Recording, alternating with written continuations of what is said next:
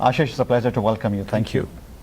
As an MD and a CEO of Bombay Stock Exchange, which has the world's largest listings on the stock exchange and one of the fastest growing economies in the world, it must be a gratification at the same time, a big challenge for you. First, let's talk about the economy in general. We are trying to catch up with China. Hopefully, in the next couple of years, it will be better. But there are still some sticking points, but there is a lot of optimism in the market. I wanted your take on that. I think there are at least two aspects of India's story. One is the government aspect or governance aspect, and the other is the pure demographic aspect of it.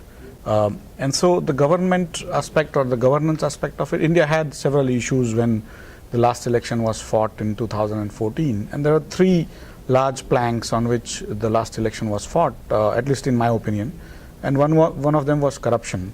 There was all-pervasive corruption. Second was inflation. That inflation was running at 10-12% at a consumer level. And third, which is going to be a longish situation, is going to be job creation.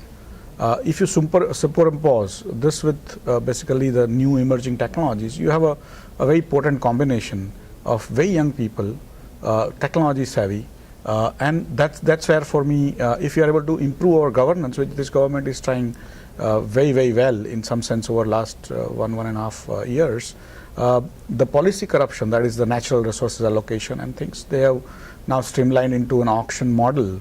And many people now say that government is charging much more than what it should. But effectively, the policy corruption, I think, piece has been resolved broadly in terms of the structural aspects. The coal mine auctions and the spectrum auctions have brought in huge amount of comfort in even the courts and people's minds that now there is no crony capitalism that is going to happen.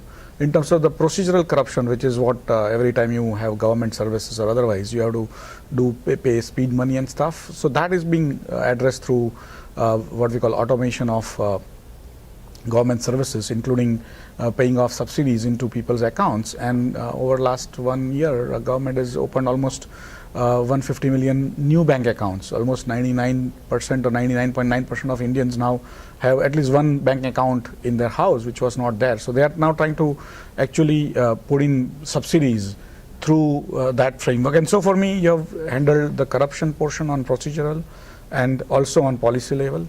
Inflation has come down due to international situations like oil prices coming down, but also due to the government's own efforts of not increasing the minimum support price and so on and so forth. So that portion is also broadly solved unless some other surprises come up in terms of bad monsoon or oil prices suddenly spiking. But overall, I think that looks under control. And third portion, which is the job creation. India needs to create 15 million new jobs every year for next 20 years. And that's in comparison, 15 million is slightly larger than US's total unemployment. India needs to create every year for next 20 years. It's a humongous task, and it's not that something India is going to create now onwards. India has created many jobs, probably 10 million jobs a year for last 20 years. So it is kind of in the process of creating that. But the newer technology for me are literally the game changer for India and for the world. That India population is almost 50% people below age 25. And India is going to remain young for next 40 years. And so these young people, when they come to the job market, they learn newer things. They can sort of adapt to new technologies. Old populations cannot. And that's where India's time has come, that over next 20 years, 30 years, when the new wealth gets created out of 3D printing or nanotechnology or robotics or artificial intelligence, India is going to be at the forefront. So for me, I have a lot of hopes on India over next 30, 40 years. And that money is going to be created out of very little investments, because investment is in the brain, not in terms of physical. Of course, India requires physical infrastructure in terms of the roads and ports and airports and electricity and so on and so forth. But there are also newer technologies coming up there to get things done faster. The hygiene is a big issue. The Prime Minister has come out with the Clean India, Swachh Bharat campaign and so on and so forth. But effectively, India, for me, because of the young demographics with technology orientation, is one of the right places to be in the world situation today. When you run such a big stock exchange and you compare it to NYSE or London Stock Exchange or Paris, Where do you see in a couple of opportunities, a couple of challenges? I mean, if you look at the Western markets, in some sense, the Western markets have played their part in terms of stock exchanges. The stock exchanges have various functions. Many of us think that the stock exchanges are for trading and only for the trading, whereas actually stock exchange have other purposes. One of the major purposes is to channelize the savings of the economy. Households save in an economy, and companies want it, the money. And so how do you efficiently channelize the savings of the economy into the productive capital, that is basically the financial instruments, and the markets play that is the major role. Actually the trading is secondary part. In most Western countries, the capital has been formed already in terms of roads, ports, all the infrastructure which is there. In Indian situation, it's not there, and so the stock exchanges have to actually play a role in helping India create that capital. In last 140 years, BSE is actually celebrating its 140th year this year, and 140 years BSE has helped India create $1.6 trillion of wealth. But we have a long way to go. So for me, in next 20 years, we should be creating $16 trillion of wealth, and we need to actually raise close to 200 to 300 billion dollars a year to help India sort of achieve that infrastructure and the manufacturing jobs and so on and so forth. So out of that, large portion of it has to come from banks and also from the markets. These are the two legs of an economy, banks and markets. And so markets have been raising probably 10, 15 billion dollars a year. Banks have been also raising 20, 30 billion dollars a year. How do we combine to get that 300 billion dollars a year? And that's where, for me, the challenges are in terms of changing the mindset, because most people think that the exchanges are there for only trading and not for the sort of raising of funds for the companies and job creation. And so for me, my basic framework is, how does BSE become relevant to the society by raising funds for the companies and help India create jobs, which is going to be a long-term issue for the exchange and for the country. The other question relating to investments, foreign investments. Some people are, happy. Some people not so happy to invest in India. Do you see the policies have to, have that correlation with what the exchanges want to do and have to attract more investment from foreigners? Yeah, again, if India has to grow at that 9-10% per annum, it has to depend on the local capital, but also on foreign capital. And for that, whatever needs to be done to make life easier for the Indian capital, that is people who save, and also from the foreign capital perspective. So in that sense, the policies have to be what I call more investment friendly.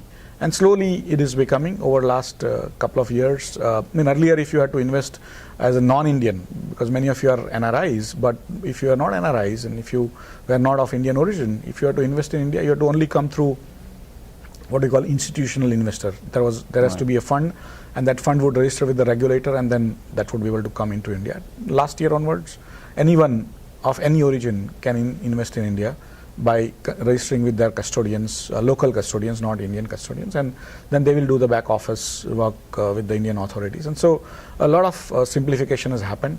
There has been some amount of discomfort in terms of the taxation for the foreign funds who make profit in India, and that is basically what we call an issue which is going on for some time. But this year onwards, the government has clearly said that the minimum alternative tax will not be applicable to those funds. So I think going forward, those issues have been solved. The other side was last almost 15 months or 18 months since the new government came, the China suddenly took off.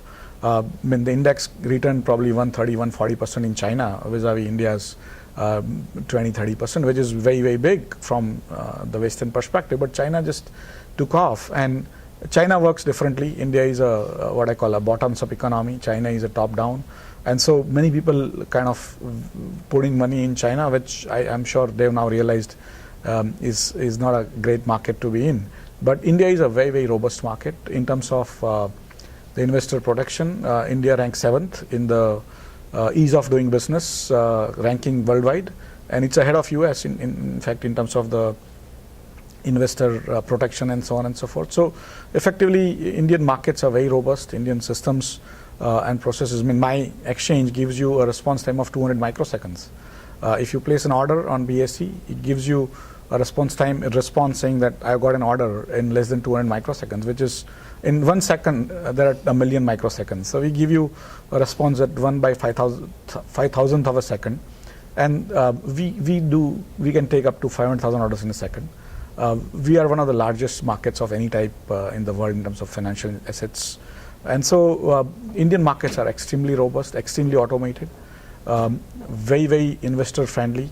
And the regulator of the markets, called SEBI, is also very forward-looking, but very tough on any malpractices. So we are overall very comfortable vis-a-vis other emerging markets or even other developed markets. Today, India is considered thought leader in many situations like HFT and algorithms, how to regulate them, how to manage them, and so on and so forth. So for me, today, India is one of the best countries to invest in. And the potential of that 1.3 billion people, which is around 17% of world population, half of them young, below age 25, going to remain young forever, almost next 30-40 years, which is not the case with China, which is suddenly getting old. And so you see, I think the things are falling in place with a great leader in form of Prime Minister Narendra Modi. I think we are kind of going for a great economic future ahead with 9-10% growth. Already India has taken over China in terms of the growth numbers this year, but it's still a small edge. I think it'll widen as the time progresses because China is slowed down considerably. India is just actually starting the race, so it's a different world altogether. The other question was about checking fraud in the markets. Do you think because not enough segment of population is investment savvy or technology savvy, so there is not enough fraud, or you think there are checks and balances in place which kind of prevents this? No, India has a tradition of 140 years, and it has lasted 140 years continuously, because when India became independent, you may recall, it was a socialist country, right? And most socialist countries closed down the exchanges first, but India actually allowed it to function, and in some sense, because of that tradition, and also robust regulatory framework, now we have a situation we are ranked 7th in the world in terms of the investor protection. And in terms of, because of automation, because of HFT, people have apprehensions on HFT also, that algorithms end up trading instead of humans, and they trade at a faster pace, which is beyond human capabilities. So there are issues which the world has to resolve. India is also contributing in terms of their resolution. But there are standard frameworks on tracking manipulation, which are human scale. The regulator is having tremendously advanced IT system, because the exchanges are completely sort of automated, and so the regulator has to keep pace with that. And with that, of course, India is automated its tax revenues and tax framework. So put together, it's a phenomenal framework where most of the standard manipulation activities are kind of captured beforehand. We're using algorithms and also investigations on the spot. The regulator also has, unlike even US jurisdiction, regulator also, the securities regulator can actually do the arrest. And so there are more powers with Indian regulators, and I think they are using very judiciously to ensure that people don't take the markets for a ride. And so for me, manipulation is not as big a concern as it would be in other markets, but we are very vigilant. We are trying to improve our frameworks to ensure no small investors are sort of is cheated out of his hard-earned money. And some of the high-risk products, we are trying to now increase the participation, minimum participation size, so that the small investors don't get into high-risk products. So for example, the derivatives lot size has been increased to almost $8,000 from 4,000. Similarly, for the e-commerce companies, which many of them do not have profits, for that a new segment is coming up for raising funds, but with a minimum lot size which is significantly larger, 10 times larger than the normal market, so that small investors don't come in. SME market, which is also a risky market, there also almost $2,000 is the lot size. So effectively, we are now trying to segment the market, saying if a new company comes and if it's highly risky, don't allow small investors, allow large investors, so that they know how to deal with that. And then when the company becomes known over 2, 3, 5 years, then they can come into the main board. So we are now adopting newer methods to ensure that the small investors' hard-earned money doesn't get wasted. The other side, we are also trying to get the government bonds, which were never the case in even Western markets for retail participants. But we think Indian market is unique.